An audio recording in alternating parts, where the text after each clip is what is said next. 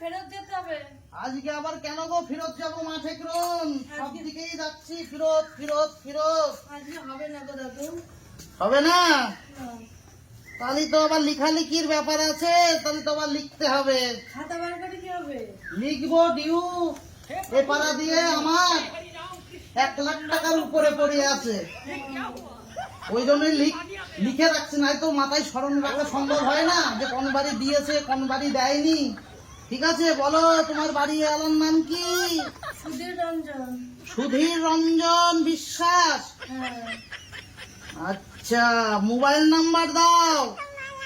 Mobile number দেওয়া যাবে না দাদু, বাড়ির নাম। তোমরা যদি বাড়ি না থাকো তাহলে আমি তো ফোন করে নেবো। নাও তাহলে দিচ্ছি। নাম্বার দাও। 5 550 আচ্ছা ঠিক আছে। এই পাড়া দিয়ে অনেক টাকা পড়ে আছে, ওই জন্য মাথায় এত রাখা যায় না, বয়স হয়ে গেছে তো। তুমি তো শিক্ষিত স্মার্ট ভিখারি, তুমি দেখো তো কাজ কাম করেও খেতে পারো। এর মতো সুখ আছে মা জাননি? হাত পাতলেই হরে কৃষ্ণর নাম বললেই তো হয়ে যায়, আর খেটে কি করবো বলো, বয়স হয়ে গেছে। আজ কত ইনকাম হলো? বাড়ি যাবো হিসাব করবো, কেউই তো দেয় না এখন। তো দাদু খুব লসে চলছে, খুব লস। ও দাদু ঠাকমা আছে তো? ঠাকমা উপরালাই চলে গেছে, তাহলে আর তোমার তো ভিক্ষা করি কেউ? শুধু লসে রান যাচ্ছে।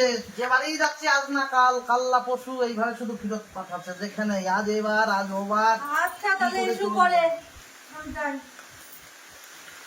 আর এইভাবে দিন যায় না হরি, তুমি দেখাও আমার পথের বিচারী।